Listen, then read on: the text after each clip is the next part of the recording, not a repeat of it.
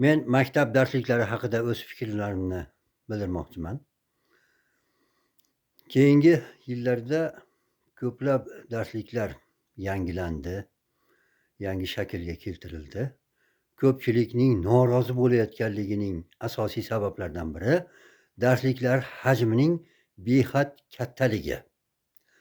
Sumkaga sig'maydi, sig'sa ham hammasi. Masalan, bir kunda 5 soat, 6 soat dars bo'ladigan bo'lsa, demakki, 4, 5, 6 ta kitob kerak bo'ladi.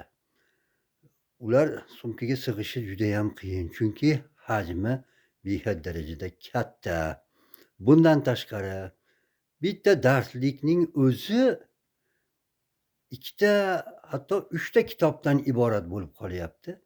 Ularni ixchamlashtirib bitta kitob qilsa bo'ladi-ku. Katta rasmlarni qo'yibdi. Yana harflar ham o'ta katta. Hatto o'sha 60-70 ga kirgan ko'zoynak bilan o'qiydigan otaxon, onaxonlar ham bu darsliklarni ko'zoynaksiz o'qiy oladigan darajaga yetkazib qo'yibdi. Bolalar ko'zlari o'tkir, yaxshi-ku. Demakki, darsliklardagi bu xatolarni to'g'rilashimiz kerak. Birinchi navbatda darsliklar hajmini kichraytirib, talabga javob beradigan qilish kerak. Endi undan tashqari men ona tili darsliklari haqida bir fikrlarimni aytib o'tmoqchi edim. Darsliklarda qoidalar yo'q negadir. Berib qo'yish kerak qoidalarni. Mana bu narsa, masalan, ot so'z turkumi, ot deganining ma'nosi mana bunday, fe'l deganining ma'nosi mana bunday bo'ladi deb. Bu narsalar yo'q negadir. Yana matinshunoslikka o'xshab qolgan turli-tuman mana shu bobomning pensiyasi, syurpriz, elektromobil,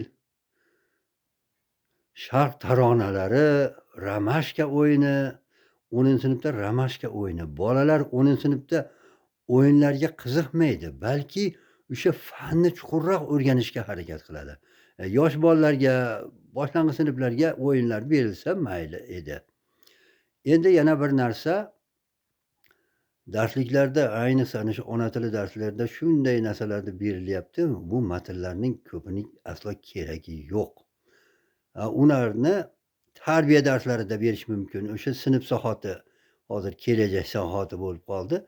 Shularda bersa bo'ladi. O'sha zamonamiz qahramonlari, sportchilar, sharq taronalari, tadbirkorlarni ana shu darslarda berib o'rgatib borsa bo'ladi. Lekin ona tiliga bularning keragi yo'q. Maktabni bitirgunga qadar Azzamaxshariy kim ekanligini bolalar bilmaydi. Mahmud Koshg'ariyni Devoni lug'ati turk asari bor ekanligidan bexabar bo'lib o'tyapti. Hattoki Alisher Navoiyning 2 til muhokamasi, Muhokamat ul lug'atayn asarini bilmasdan maktabni bitirib ketishyapti. Mana shularni berishimiz kerak. Endi mana eng yaqin turkshunos olimlardan biri Andrey Kubatinni olaylik. Tilshunoslikka juda katta hissa qo'shgan. Mana shuni berishimiz kerak. Shularni bolalar o'rgansin. Yoki o'zbek sahnasiga birinchi bo'lib chiqqan ayol aktrisa Mariya Kuznetsovani beringlar mana shuni. Xuddi shunga o'xshagan qahramonlarimizni beriladigan bo'lsa, ham darslik qiziqarli bo'ladi, ham ko'p ma'lumotlarga ega bo'ladi.